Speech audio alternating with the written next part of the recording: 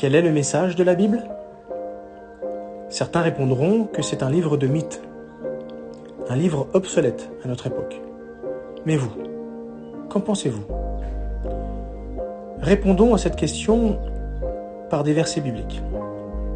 Commençons avec Genèse chapitre 3 verset 15 qui nous dit « Je mettrai une hostilité entre toi et la femme, entre ta descendance et sa descendance. Il t'écrasera la tête et tu le blesseras au talon. » Ce premier message que nous avons lu dans ce verset est en réalité la première prophétie biblique. Elle nous parle de deux descendances non charnelles, mais spirituelles. Une descendance satanique contre une descendance chrétienne, c'est-à-dire qui suit les principes de Dieu au travers de Jésus. Prenons un deuxième message au travers de Genèse chapitre 22, verset 18, qui nous dit « Par le moyen de ta descendance, toutes les nations de la terre se procureront une bénédiction parce que tu as écouté ma voix. » Dans ce deuxième message, nous apprenons qu'un ange de Dieu annonce à Abraham que sa descendance procurera une bénédiction aux autres nations par leur obéissance. Ce message nous apprend en réalité que obéir à Dieu est bénéfique, car elle nous apporte des bénédictions. Troisième message, consigné en Matthieu chapitre 6 verset 10. Que ton royaume vienne, que ta volonté se fasse sur la terre comme au ciel. C'est la prière modèle, une portion de la prière modèle que Jésus a laissée à ses apôtres. Nous apprenons dans cette portion-là que Dieu a l'intention d'instaurer sa volonté sur la terre, comme c'est déjà le cas au ciel, mais par l'intermédiaire de son royaume. Ce qui veut dire que sa volonté n'est pas encore établie entièrement sur la terre. Prenons un quatrième message au travers de Romains chapitre 16, verset 20. De son côté, le Dieu qui donne la paix écrasera bientôt Satan sous vos pieds. Ce message a un rapport direct avec le premier message que nous avons lu en Genèse chapitre 3 verset 15. Il est question ici que Dieu a l'intention d'éliminer son opposant Satan. Ce message nous apprend quelque chose d'important, c'est que cette descendance satanique et Satan lui-même sont des personnes qui existent vraiment et non un mythe.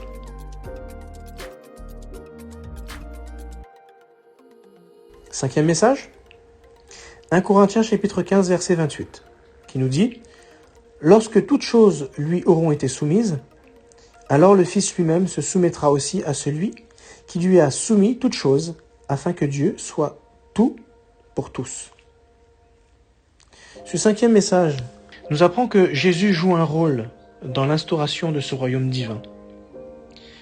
Et quand ce dernier sera définitivement installé, il remettra sa gouvernance à Dieu. Continuons avec un sixième message, consigné en Galates chapitre 3 versets 16 et 29. Verset 16. « Or les promesses ont été dites à l'adresse d'Abraham et de sa descendance, qui est Christ. » Verset 29. « De plus, puisque vous appartenez à Christ, vous êtes vraiment la descendance d'Abraham. » Ce sixième message nous apprend qu'il existe un lien entre Abraham et Jésus. La descendance énoncée en Genèse chapitre 22 verset 18 parlait en réalité de celle qui devait mener à Christ. La descendance abrahamique qui mène à Christ est une descendance charnelle. Septième message, consigné en Révélation chapitre 11 verset 15, nous dit « Le royaume du monde est devenu le royaume de notre Seigneur et de son Christ, et il régnera à tout jamais. » Ce message est très intéressant car Dieu a l'intention de récupérer la gouvernance de sa création, la terre, car actuellement, elle n'est pas sous sa gouvernance. Ce n'est pas Dieu qui dirige la terre actuellement. Mais alors, qui la dirige? Eh bien, regardons le huitième message consigné en Révélation chapitre 12, verset 9, qui nous dit « Il a donc été jeté, le grand dragon, le serpent originel, celui qu'on appelle Diable et Satan, qui égare le monde entier. Il a été jeté sur la terre, et ses anges ont été jetés avec lui. » On apprend dans ce passage-là que c'est Satan, le diable, qui dirige le monde. Voilà pourquoi il y a autant de malheur sur terre, et que surtout, la terre soit mal dirigée actuellement. Tout simplement parce que Satan n'a pas de bonnes intentions pour le genre humain et la terre. 9e et dernier message, Révélation chapitre 20 verset 2. Il a saisi le dragon, le serpent originel, qui est le diable et Satan, et il l'a enchaîné pour 1000 ans. Ce 9e message nous apprend que Satan sera bientôt emprisonné pour qu'il ne nuise plus à l'homme et au dessein que Dieu avait pour la terre. Intéressant, vous ne trouvez pas, ces 9 messages? Pour la plupart, ils ne sont pas encore réalisés.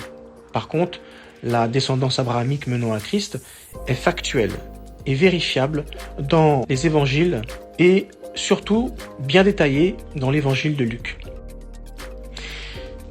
Imaginez-vous un instant.